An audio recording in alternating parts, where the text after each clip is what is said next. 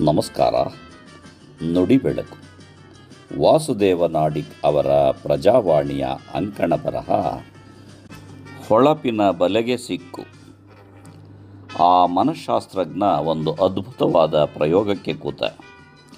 ಪಂಜರವೊಂದರಲ್ಲಿ ಒಂದು ಅಳಿಲನ್ನು ಇಟ್ಟು ಸಾಕಲು ಶುರು ಮಾಡಿದ. ಅದಕ್ಕೆ ಪ್ರತಿನಿತ್ಯ ವಾಲ್ನಟ್ ಅನ್ನು ಹಾಕಿ ಬೆಳೆಸತೊಡಗಿದ. ಅಳಿಲು ಕೂಡ ಪೊಗದಸ್ತಾಗಿ ತಿಂದು ಗುಂಡು ಗುಂಡಾಗಿ ಬೆಳೆಯುತ್ತಿತ್ತು. ಪಾಪ, ಪಕ್ಕದ ಬೋನಿನಲ್ಲಿರುವ ಇಲಿ ಏನೋ ಒಂದು ತಿನ್ನುತ್ತಾ ತನ್ನ ಪಾಡಿಗೆ ತಾನು ಉಸಿರಾಡುತ್ತಿತ್ತು.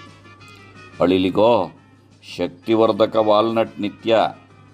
ಎಲ್ಲವನ್ನ ಗಮನಿಸುತ್ತಿದ್ದ ಆತ ಹೊಸ ಪ್ರಯೋಗಕ್ಕೆ ಅಣಿಯಾದ. ಅಳಿಲಿನ ಮನೋಭಾವವೇ ಬದಲಾಗುವ ಪ್ರಯೋಗವದು. ಅವನು ಮಾಮೂಲಿ ವಾಲ್ನಟ್ ಬದಲಿಗೆ ಹೊಳೆಯುವ ಬಂಗಾರದ ಕವಚದ ವಾಲ್ನಟ್ ಹಾಕಲು ಆರಂಭಿಸಿದ. ಅಳಿಲಿಗೆ ಅಚ್ಚರಿ, ಅದರ ಹೊಳಪಿನ ಬಗ್ಗೆ ಕುತೂಹಲ. ಈ ಕುತೂಹಲವೇ ಅತಿ ಮೋಹವಾಗಿ ಪರಿಣಮಿಸಿತು. ದಿನನಿತ್ಯ ಬಂದು ಬೀಳುವ ಈ ಹೊಳೆವ ವಾಲ್ನಟ್ಟನ್ನು ಕಾಯುವುದೇ ಕೆಲಸವಾಯಿತು.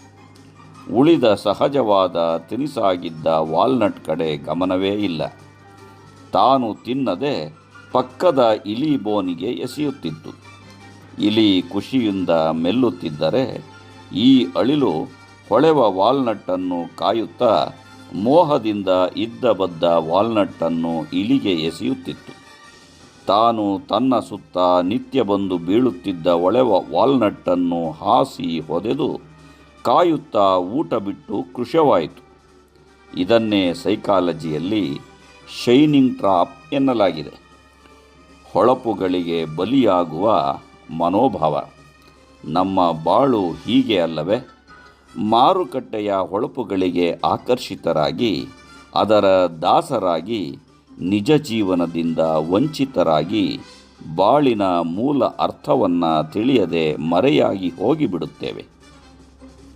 ಲೇಖಕಿ ನೇಮಿಚಂದ್ರ ಅವರು ನೀರು ಕೊಡದ ನಾಡಿನಲ್ಲಿ ಎಂಬ ತಮ್ಮ ಪ್ರಬಂಧದಲ್ಲಿ ಉಪಭೋಗವಾದ ಮತ್ತು ಕೊಳ್ಳುಬಾಕ ಸಂಸ್ಕೃತಿಯನ್ನು ಅತ್ಯಂತ ಸರಳವಾದ ಭಾಷೆಯಲ್ಲಿ ವಿವರಿಸುತ್ತಾರೆ. ಮೇಲಿನ ಅಳಿಲಿನ ಕತೆ ನಮ್ಮದೂ ಕೂಡ. ಇದ್ದದ್ದನ್ನು ಅನುಭವಿಸುವ ಬದಲು ಮಿತಿಮೀರಿದ ಆಕರ್ಷಕ ವಸ್ತುಗಳಿಗೆ ಕೈಚಾಚುತ್ತೇವೆ. ಹೊಳಪುಗಳ ಮೋಹದಲ್ಲಿ ಸಹಜವಾದ ಬಾಳನ್ನು ಧಿಕ್ಕರಿಸಿ ಮುನ್ನಡೆಯುತ್ತೇವೆ. ಹಾಯಾಗಿ ಕಾಲು ಚಾಚಿ ಮಲಗುವ ಬದಲು ಹೊಳಪಿನ ಬೆನ್ನೇರಿ ನಿದ್ರೆಗೆಡುತ್ತೇವೆ. Shine trap ಪದವೇ ತೀವ್ರವಾದದ್ದು. ಹೊಳಪುಗಳಲ್ಲಿ ಸಿಕ್ಕಿಕೊಳ್ಳುವ ನಾವು ಅನಗತ್ಯ ಬಂಗಲೆ, ಐಷಾರಾಮಿ ಕಾರು, ಅತ್ಯಂತ ತುಟ್ಟಿಯ ಉಡುಪು, ಆಡಂಬರದ ಊಟ ತಿಂಡಿ, ಪ್ರವಾಸಗಳಲ್ಲಿ ನೆಮ್ಮದಿಯನ್ನು ಕಳೆದುಕೊಳ್ಳುತ್ತೇವೆ.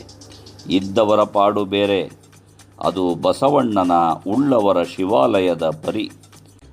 ಇಲ್ಲದವರು ಹೊಳಪಿಗೆ ಒಳಗಾಗುವುದಿದೆ ನೋಡಿ, ಅದು ಯಾತನಾಮಯ ಬಾಳು. ಇದ್ದ ಬದ್ದ ಹಣವನ್ನೆಲ್ಲ ಖಾಲಿ ಮಾಡಿ ಲಿಫ್ಟ್ ಇರುವ ಮನೆ ಕಟ್ಟಿಸಿ ಸಾಲ ಮಾಡಿ ಐಷಾರಾಮಿ ಕಾರಿನೊಳಗೆ ಕೂತು ನೆಮ್ಮದಿಯನ್ನು ಕಳೆದುಕೊಳ್ಳುವವರಿಗೆ ಅಳಿಲು ಮತ್ತು ಹೊಳೆವ ವಾಲ್ನಟ್ ತಕ್ಕ ರೂಪಕ. ಸೊಗಸಾದ ಪಠ್ಯ. ಇದ್ದುದರಲ್ಲಿ ಬಾಳುತ್ತಾ ಮತ್ತಷ್ಟು ಲಾಭವನ್ನು ಪಡೆದ ಪಕ್ಕದ ಬೋನಿನ ಇಲಿ ಮತ್ತು ಪಂಜರದಲ್ಲಿ ಚಿನ್ನದ ಹಾಗೆ ಹೊಳೆವ ವಾಲ್ನಟ್ಟನ್ನೇ ಹಾಸಿ ಹೊದೆದು ಸುಖವನ್ನು ಉಣ್ಣದ, ನೆಮ್ಮದಿಯನ್ನು ಉಡದ ಅಳಿಲು ಅದೆಷ್ಟು ತಾತ್ವಿಕತೆಗೆ ದಾರಿಯಾಗುತ್ತದೆ ನೋಡಿ. ನಮಸ್ಕಾರ.